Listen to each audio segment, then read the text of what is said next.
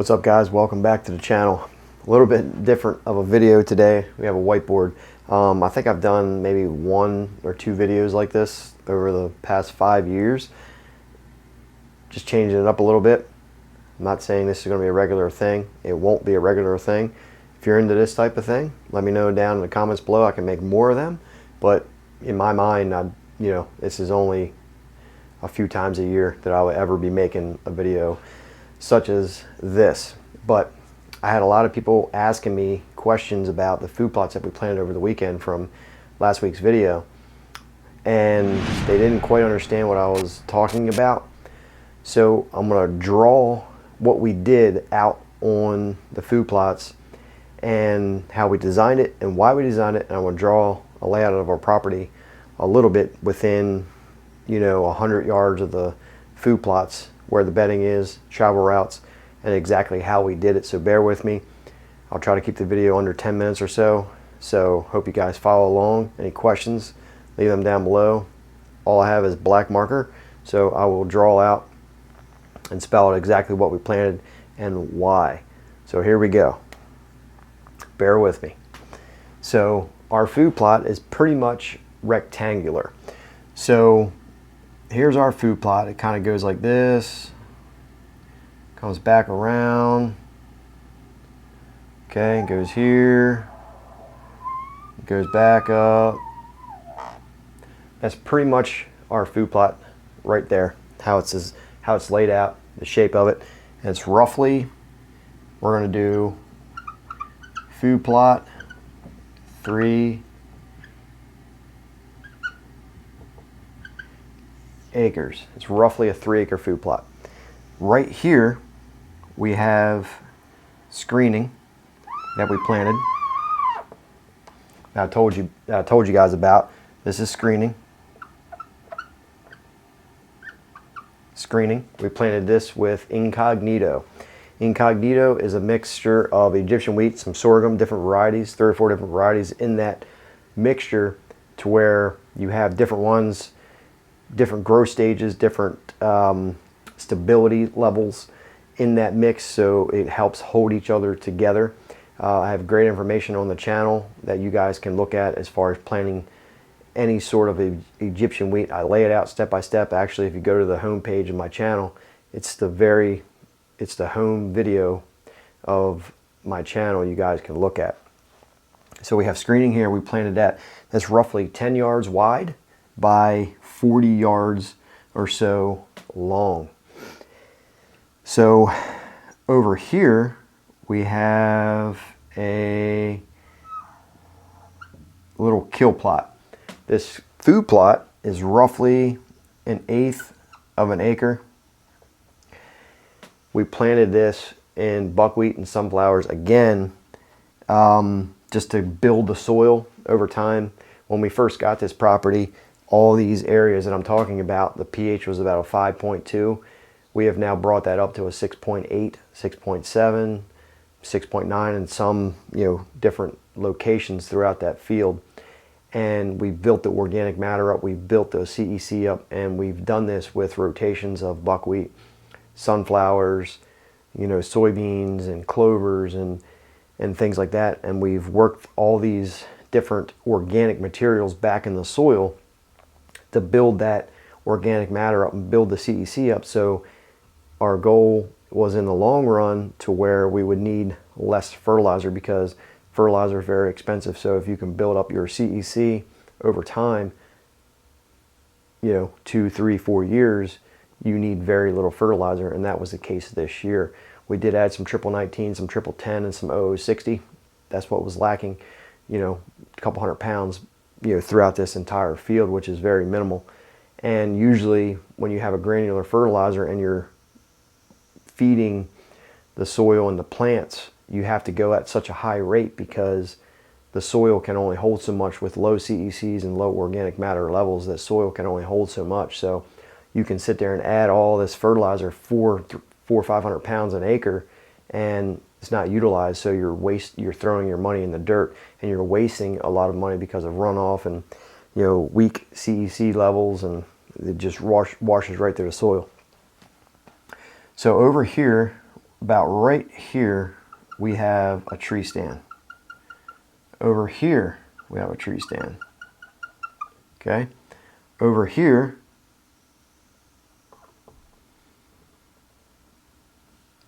I suck at drawing. Over here, we have a Sad Daddy blind. Okay? Over here, just say we park. We park way up here. Okay? This is our truck.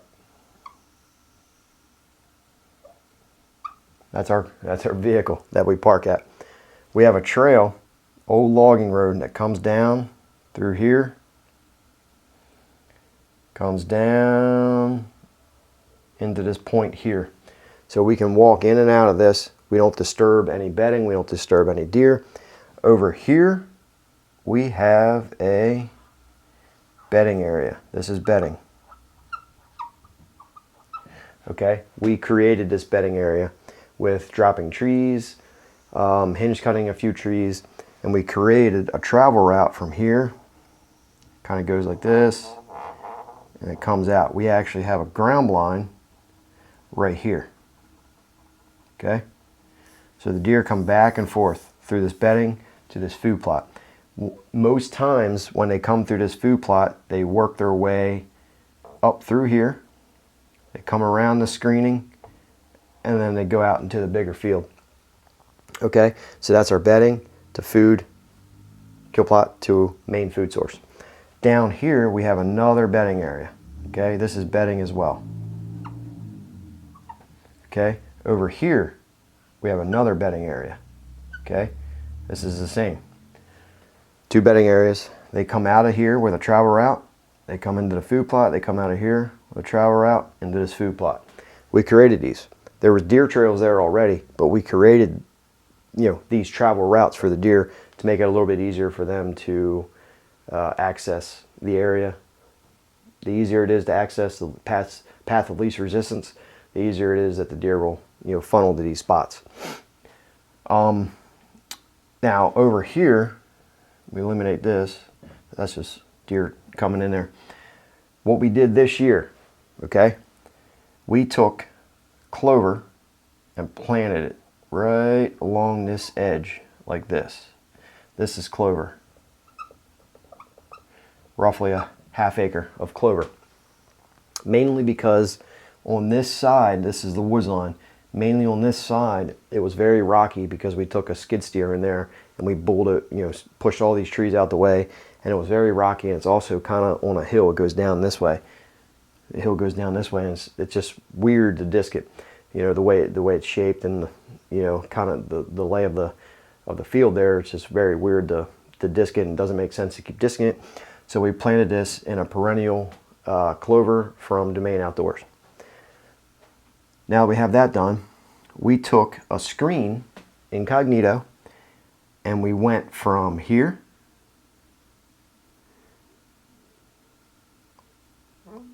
along here, and then we stopped it right there. We did this for two reasons. One, it allows us to walk down our trail and we can scoot right into the Sad Daddy. Can't see out into the field. Deer can't see us. We can get right into the Sad Daddy hunting blind. We've done it many times. There's been, half dozen deer out in the field. We can get right into that Sad Daddy. Wind's blowing back in our face this way, and we can access our stand. Okay. Here we have another screen. There's actually there's a tree right there. There's a big tree right there. We also screened from here.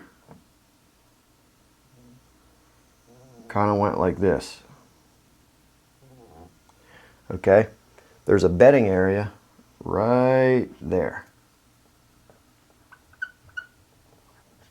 We did not create this bedding area. This bedding area was here previously, but we're using it to our advantage. Deer come out of this bedding area. They can't really come through here because it's blocked off, so they can't really access that. But deer come out of this bedding area. They either go this way, and they come past our stand. They go this way. They come into here, and this pinches down between the two walls that we created from here and here.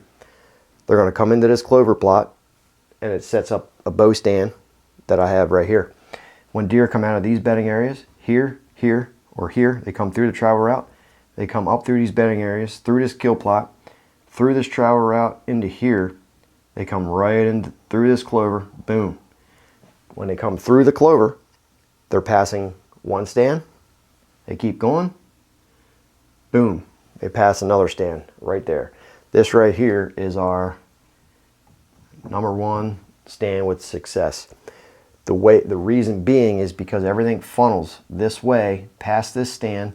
There's a ridge system over here. The deer come around this ridge. There's a bend, a saddle that comes around, and they come out of this corner here. They come right through this off the neighbor's property, and they come into here. They walk right past our stand. Sometimes they go back around. They loop back around this way. It's just a big circle throughout this property. Here, they come up to here. Sometimes they go this way. There's a trail that comes up through this bedding area, and they just loop back around through the big field, through the bedding, through the kill plot, bedding over here, and the 2 beds that we made over the years, just drop trees and hinge cuts. So you can see how this correlates to our property and how it's set up, and we're using incognito Egyptian wheat screening to funnel the deer where we want past our tree stands. We have bedding pretty close to food. They come through, through the travel routes into this kill plot, and then once they get into that kill plot, they loop back around this screen, which sets up this stand, and then they go through the clover patch and sets up this stand as well. And what we're adding to this year is there's a travel route that I forgot to add, but it goes this way. Goes down through a bench system, goes through this bedding area, loops around. Okay, there's an old logging road right here. It goes like this. It's an old logging road. This travel route we extended over to this logging road, and we're going to make a food plot trail. We're going to be working on this in the next couple weeks so the deer can use this bedding. They go through this travel route, through this food plot trail, okay, and then they can come right through here with another trail that we're going to make back through the clover. So you can see we're setting up bedding to food, bedding, food plot trail, bedding, travel corridor, all through this big field. Now I'm not saying we're always going to hunt this stand here. I'm not saying we're always going to hunt this stand. This is a rifle stand. We're going to have a stand. There's a tree right here that we can set up in, and we're not necessarily hunting this trail, food plot trail, because it'd probably be too difficult to get to. It could spook deer out. So we're just going to come down through here and access the stand this way. We can actually go through this way to get to this stand here. There's many different options, but most important thing when you're doing this is to make sure that you can access your stands, have multiple stands. From this bedding area here is a very hot spot with them coming through this travel corridor. There's like a ditch crossing right here. They go out into this food plot. We're going to set a stand. Haven't done it yet, but we're going to put a stand somewhere in the middle right there. They catch these deer that's been coming from the bedding to this food plot.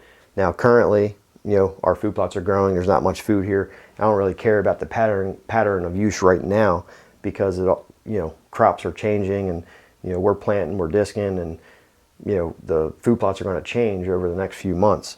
But once this gets settled in with some brassicas and some winter wheat into the fall, that's a permanent setting for the rest of the hunting season.